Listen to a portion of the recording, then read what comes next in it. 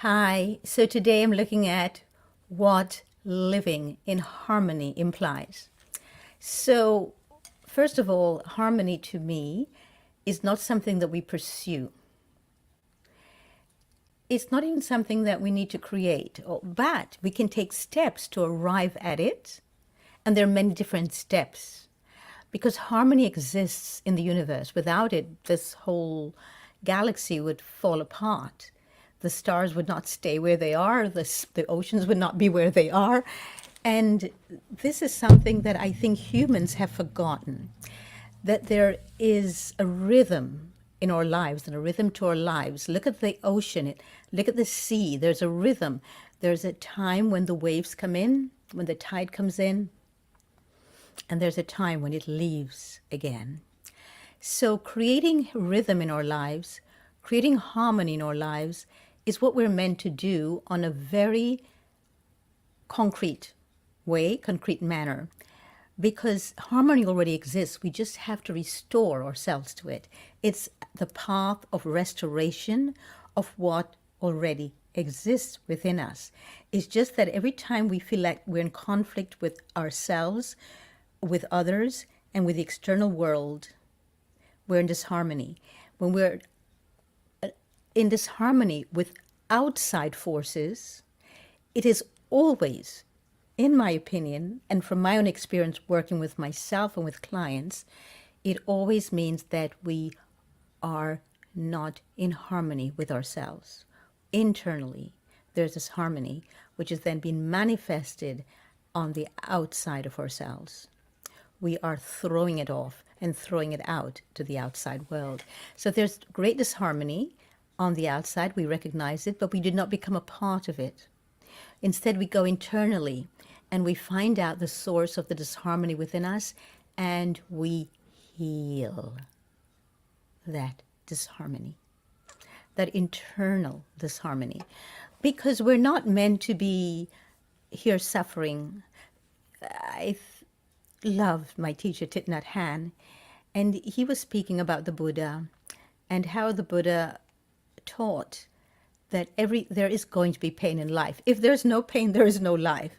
And Rumi, I remember, I'm going to not use his exact words because I don't remember this exact quote, but it was to the effect that if we do not live fully, which means, of course, living too with everything else, everything in life, such as pain and everything else that comes with life, then we will not die peacefully.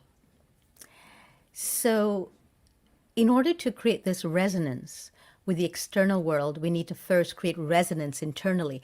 And I am telling you folks, by working with myself and with clients, I have found out that there's tremendous chaos internally in our body, whether it's the clogging up of our lymph, where the interstitial fluid cannot even move anymore, where it's just clogged up, where there are barriers being created in our body because things are not moving, where we are constantly suffocating ourselves by constantly pushing and the limits of how much toxicity they can actually survive, whether it is because we are living in a place of instant gratification, we're not thinking about the repercussions of our actions. That creates tremendous disharmony in our bodies. That creates internal disharmony inside of us. And if there's disharmony, we cannot manifest the harmony which already exists and which we're privy to just by being here on earth as living beings.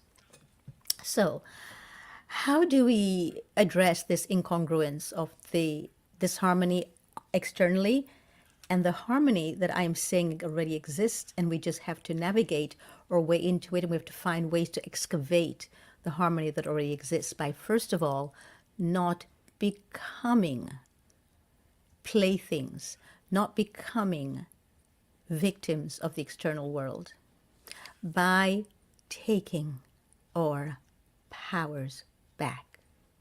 Because only when we give our internal power away to the external world do we create this harmony, externally and internally. So if this harmony is manifesting externally, we are responsible for creating it. Now you might say to me, listen here, I do everything possible to create harmony in my life.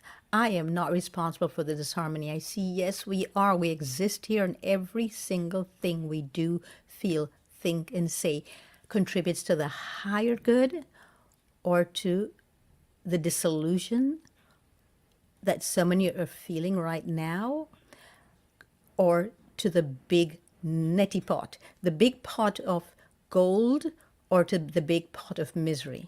Everything we feel, think, say, and do contributes to it, adds to it, detracts from it. So we need to ask ourselves every single day, am I going to contribute to the pot of gold today, or am I going to contribute to the misery pot? How do we contribute to the misery pot? By doing things that are fueled by instant gratification, by eating things, drinking things we know that if we were being mindful and we were being loving to ourselves, we would never partaking.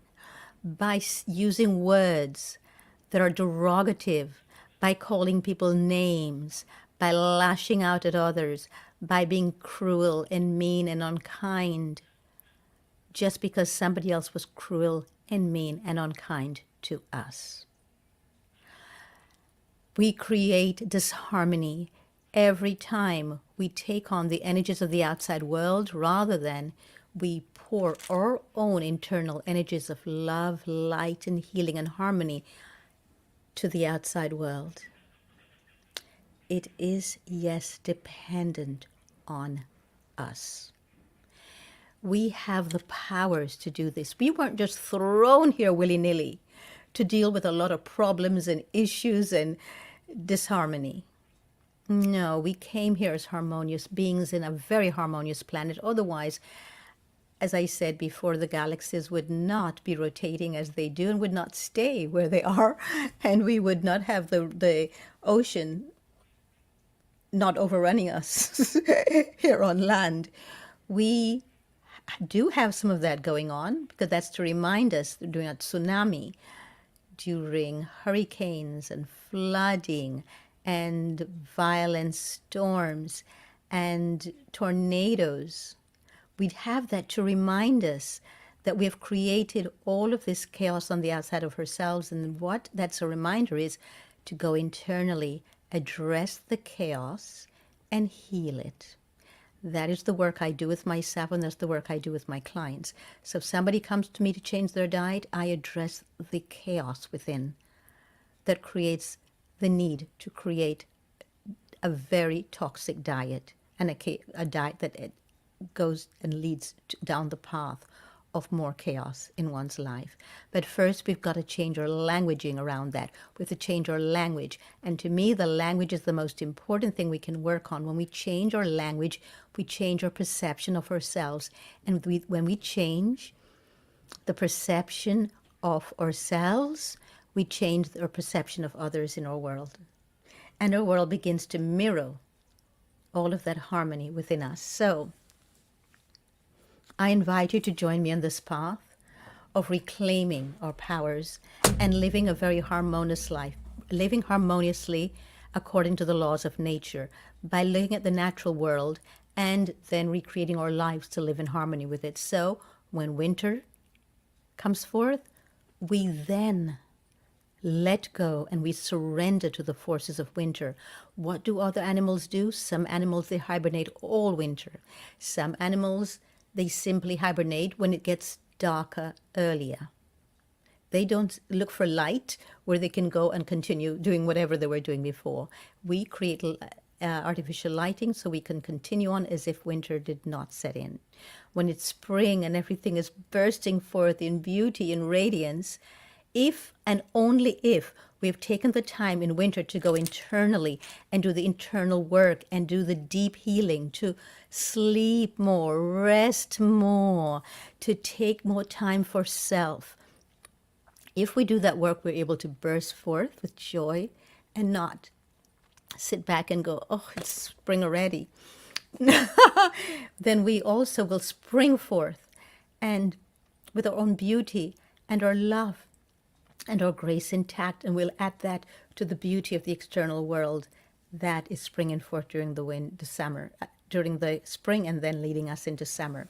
So we need to learn to live with the external world by eating what's local as much as possible and eating what's seasonal, by drinking what heals and that's seasonal, by loving ourselves to the point of loving ourselves into being.